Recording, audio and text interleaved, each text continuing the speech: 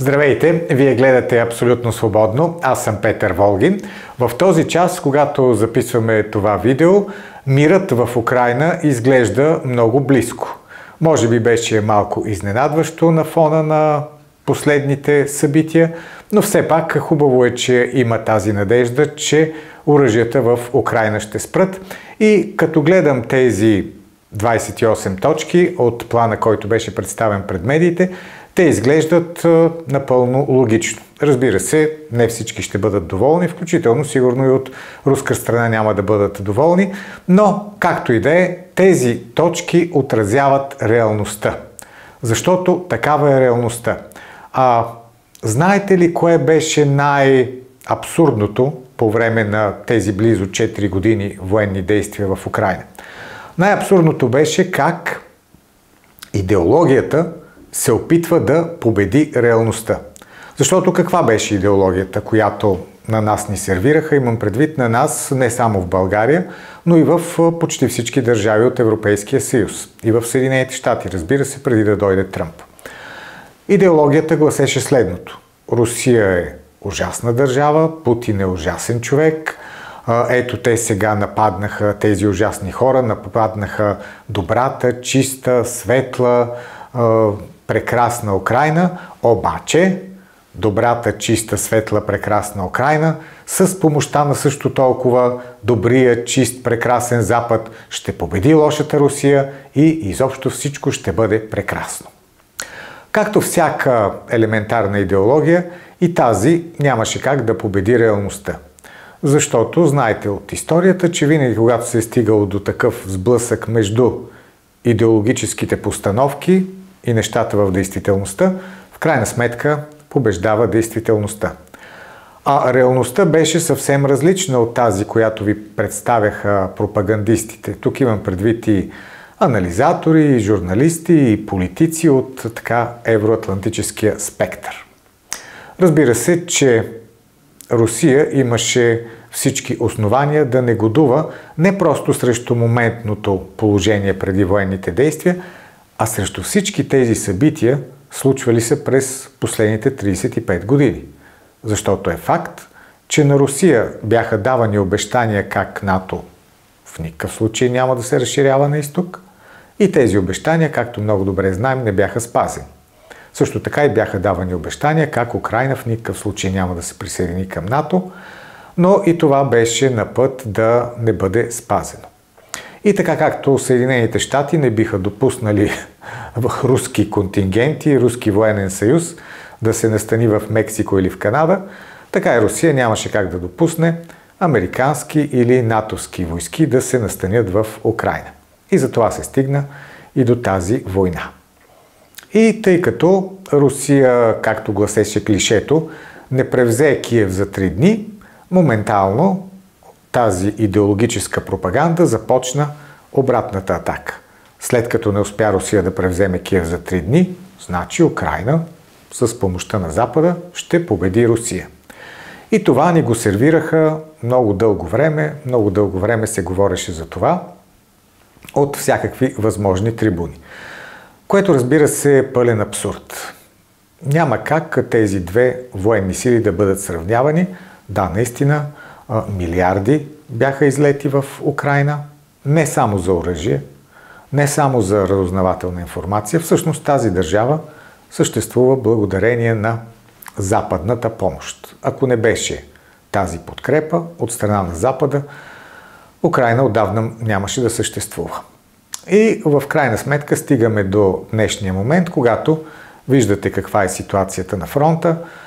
Последната победа на руските войски е превземането на Купянск, но знаете и каква е ситуацията в Покровск и Мирноград и изобщо на всички бойни полета. Руснаците напредват. Да, не става дума за блицкриг, но става дума за една наистина мащабна руска военна тактика, която им носи победа на този етап. И ето за това се стигна и до въпросния мирен план. Защото беше ясно, че няма как Русия да не вземе превес в този конфликт. а рано или късно във всеки конфликт се стига до мирен план. И там виждаме това, което Русия искаше. Признава се де-факто. Се признава Крим, Донецка и Луганска област, останалите две области, Запорожие и Херсонска област, се замразява по линията на съприкосновението. Но най-важното, естествено, е, че Украйна, това го пише в плана, няма да става член на НАТО. И това ще бъде записано в нейната конституция. А всъщност това беше една от основните причини за настоящия конфликт. Решението на ръководството на Украйна, подтиквана, разбира се, от западните ръководители, да се присъедини към Северноатлантическия алианс. Ето сега това няма да стане. И тук човек не може да не си зададе въпроса: защо беше всичко? Защо стотици хиляди хора загинаха и от едната, и от другата страна, като в крайна сметка се стигна до това, което руснаците искаха от самото начало. Украйна да не влиза в НАТО и да бъде неутрална държава. И ние знаем от историята, че винаги неутралните държави са били в най-изгодно положение. Обаче Украйна, вместо да бъде такава държава в много изгодна ситуация, реши, че трябва да се присъедини в антируския лагер. И естествено понесе всички последици от това. И тук основна е вината, разбира се, на Съединените щати, защото те бяха главната движеща сила в насъскването на Украйна срещу Русия, но и на Европейския съюз. Защото Европейския съюз в цялата тази история нямаше самостоятелна роля. За жалост, Европейския съюз не беше онзи самостоятелен играч, силен самостоятелен играч, който може да взима свои собствени решения. Европейския съюз просто беше един подизпълнител на волята на американската администрация, по-специално на тази на президента Джо Байден. И сега са много смешни реакциите на европейските ръководители. Кая Калас, външната министърка: всеки мирен план трябва да бъде одобрен от Европа и от Украйна. Ама нас не са ни консултирали за този мирен план. Ма защо да ви консултират, бе, Кая? Кои сте вие? Консултират се хора, държави, организации, които имат значение, които са фактор. Вие нямате никакво значение. Вас винаги ви възприемат като васали. Според и настоящата администрация на Белия дом, Европейския съюз е просто един подизпълнител на техните желания. Защо тогава изобщо някой да ви консултира? И освен това, какво направихте вие за тези близо 4 годишни сражения, за да бъдат спрени? Точно нищо не направихте. Тъкмо обратното. Правихте всичко възможно, за да продължава тази война. Даже същата тази Кая, си я спомням, след избора на Доналд Тръмп за президент и след неговите заявки, че трябва да се сложи край на войната, тя каза: той ако Тръмп реши да спре помощта финансова и военна за Киев, няма проблем.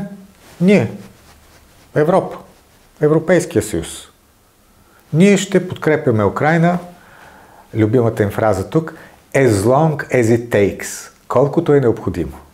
Да. Това е тази мантра, която ни сервираха непрекъснато.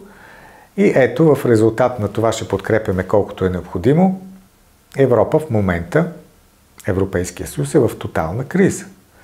Защото се отказа от евтините руски енергийни ресурси, защото си купува енергийни ресурси в пъти по-скъпо, отколкото преди, от американците, или също такива руски енергийни ресурси, само че от други държави, пак в пъти по-скъпо. Готви се за превъоръжаване. Между другото, какво ще стане сега с тия планове за превъоръжаване, ако войната все пак спре. Много интересно, наистина. И Зеленски, който толкова дълго играеше ролята на водач на свободния свят. Нали, човека, който се сражава, той лично се сражава за нашата свобода в Европа. И който казва, че не, никакви мирни преговори, ние тук, докато не победим руснаците. Сега се е снишил и единственото, което мъцна последно, беше, ама трябва мира да е достоен. А защо тази промяна в позицията? Ами много просто. Заради този корупционен скандал, който се вихри сега в пълна сила в Украйна. Нали разбирате, че този скандал някакси много удобно съвпадна, неговото избухване, с мирния план. Тоест, този скандал нямаше да избухне, ако американците не бяха решили да сложат максимално да приближат края на войната. Защото просто Зеленски в момента е изправен пред дилемата. Не подписваш нищо, продължаваш да упорстваш и тогава ти изкарваме всичките корупционни сделки, в които и ти имаш участие. Защото, нали не се съмнявате, че този скандал, в който вече изгоряха двама министри, изгоря един от най-близките хора на Зеленски, Миндич, и още други хора, няма как всичките тези неща, които те са вършили, да са ставали без негово знание. Не просто знание, без негово участие.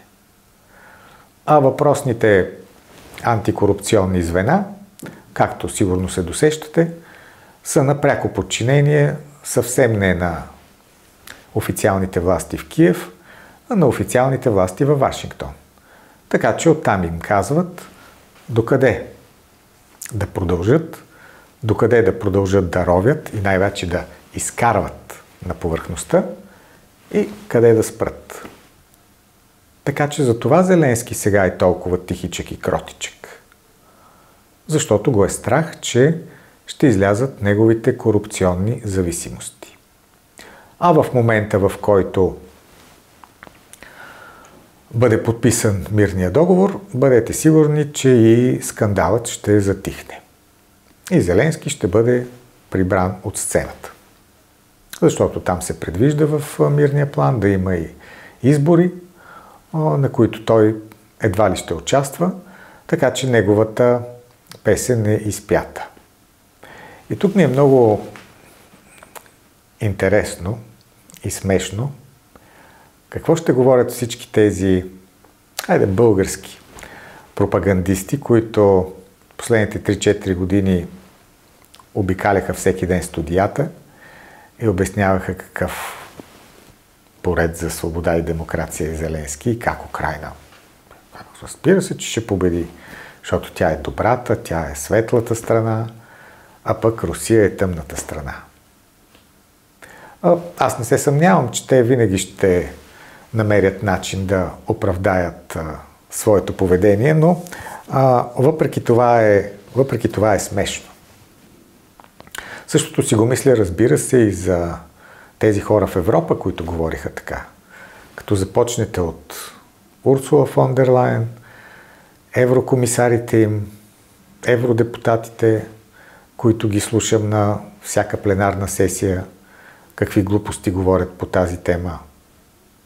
И премиерите на отделните държави, ето последния Педро Санчес на Испания, 615 милиона евро дава на Зеленски, плюс за оръжие, плюс още 202 милиона за възстановяване. А Педро Санчес е социалист, лидер на Социалистическата партия в Испания. Такива социалисти са същите и в Европарламента. Тоест, тези партии, социалистическите, които някога основното, което правеха, беше да защитават мира и да се опитват да предотвратят всеки един конфликт. В момента същите тези партии, основната част от тях в Европа, са за война. Това са мога да кажа, най-воинствено настроените партии. Тоест в Европа социалист е равно на човек, който иска войната да продължава.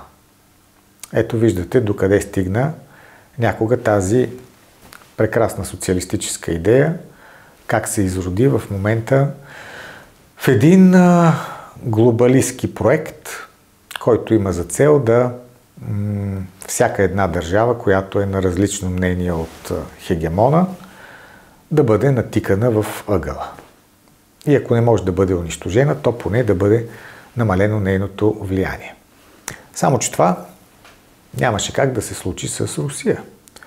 Защото ресурса на Русия, като казвам ресурс, имам предвид всякакъв. Не само полезни изкопаеми и оръжия, но което е най-важното, цивилизацията. Защото цивилизацията е тази, която държи една страна. Не е военните успехи, не е балистичните ракети, те естествено са важни, не може без тях. Но ако го няма другото, ако няма силата на духа, тази държава е обречена. И ето защо бяха много смешни всичките тези напъни от последните години на колективния Запад да победи Русия. И не само заради ядрените оръжия не може това да стане, а както казах, заради силата на духа. Ето това западните пропагандисти не разбраха. И освен това не разбраха, че факта, че 20 и няколко държави ще бъдат русофобски настроени, има преди 20 и няколко държави в света, съвсем не означава, че целият свят е срещу Русия. Напротив, по-голямата част от държавите в света изобщо не бяха изпаднали в такава русофобска истерия. Те гледаха трезво, разсъждаваха трезво и постъпваха трезво. За разлика от мнозинството от държавите в Европейския съюз. Така че този Европейски съюз за пореден път доказа, че поне неговото ръководители нямат никаква мисъл в главата си, че вместо мисъл имат клишета. И не знам как тези хора от сега нататък, както казваше баба ми, ще имат сурат да говорят и да правят каквото и да било. Ама те срам нямат, така че със сигурност това няма да им попречи, за съжаление. Благодаря ви за вниманието. Пожелавам ви всичко най-добро.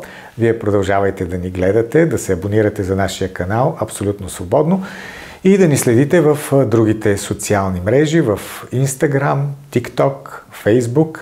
Надяваме се наистина, че мирът най-после ще възтържествува.